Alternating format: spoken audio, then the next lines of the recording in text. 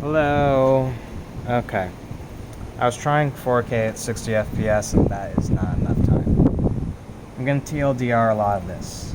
I've been feeling really bad the past few days, depressed, and I've been feeling really good recently. My med that they started me on, the inpatient is broken for a lot of reasons, mainly because they don't have a system that properly communicates things between their workers.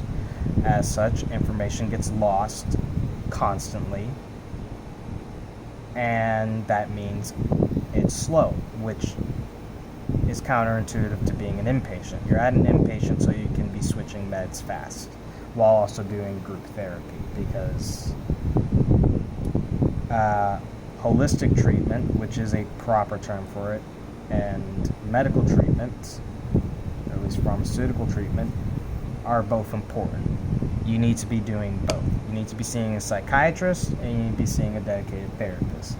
And you need to be doing physical activities as well as social activities. That is the square, sometimes not a square. How much you need to be doing of something is different for each person. We are all fucking unique individuals with our own fucking problems, is different. The same goes for physical problems, is that it's typically both. Holistic doctors are, holistic doctors on the whole are bullshit. And a lot of holistic treatments are bullshit. But a lot of times when I say holistic, aka natural, a lot of times that just fucking means running or talking with someone. Many times both. I forgot where I started this. But anyway, the med that they started me on, half the minimum dosage, which I had extreme side effects to, but because of the fact that the other parts of just the inpatient were just unhealthy, and to the point of just also broken to the point that they cut down a ward because they thought it was costing them money, and they weren't, and a lot of stuff was empty. And then it overfilled, and then they were like, you need your own room, which I honestly needed my own because of just fuck, and how just the whole system of an inpatient is not good for me personally, if it's even done well. And then they put me at top ward, which is just, there was people screaming throughout the night.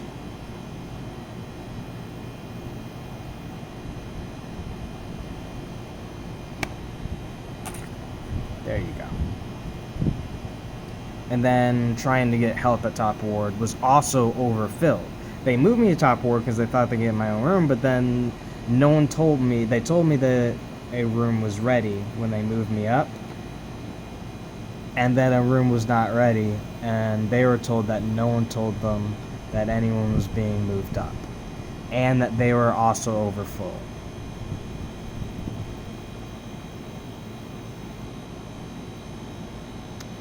Inpatient sucks, guys. And in any other country, and like, really, inpatient is necessary for a lot of people if it's good, but I can't think of any that are good. I can't think of any that are just not broken. And if they're broken, if they're not broken, then they're scams and are just completely just fucked. Yay. But the thing I want to talk about is that I feel like I'm having maniac highs. I'm having maniac episodes, and I feel like it may be the cause of my new med. And because of how horrible the inpatient was, I hid a lot of my side effects from my doctor. One of which included is that the day after I was feeling good, and even the day I was feeling good, I was having extreme vertigo. My physical symptoms went away when all my benefits and negatives went away. So, I thought. Minus the fact that it's helping my insomnia. It's helping me sleep and actually wake up real. Like, this is like, I feel like I'm sleeping normally for the first time in my fucking life. Yay. It's a scary thing about going off this. But I think I should go off this because the next day there I was feeling weirdly depressed for a few days. And then nothing. And so if the majority of the time I was feeling worse mentally, then I don't think it's a good med to help me mentally. And now I feel like I'm actually having maniac episodes, however small they are, because typically a maniac episode is characterized as having a week of being extremely depressed, and then a week and fatigued, and then a week of being extremely happy and energized. Those are maniac episodes. But I know I'm also not doing enough natural treatment. I'm not doing enough exercise. I'm not doing enough socializing, and I think the restrictions keeping me from working are really fucking with me. Feeling like I'm not doing anything productive is really fucking with me.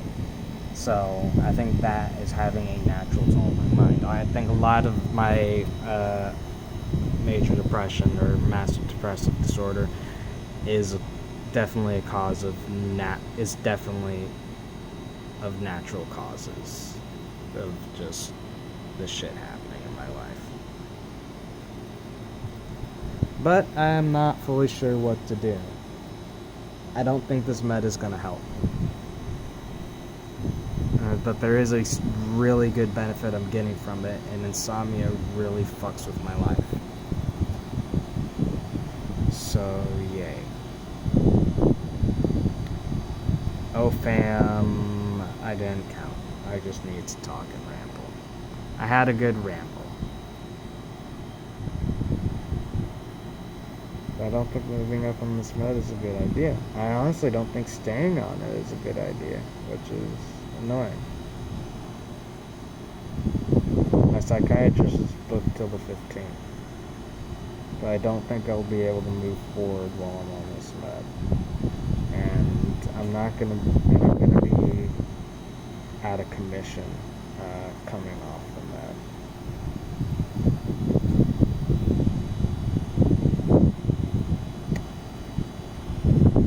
This sucks.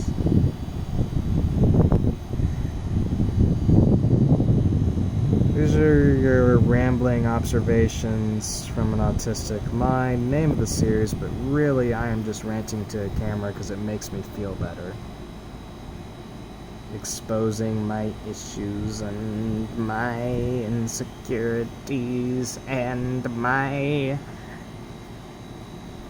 oddities to the internet. Overuse of and a runoff sentence. I'm using and too much.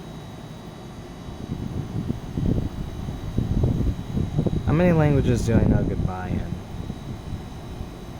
Goodbye, Johnny.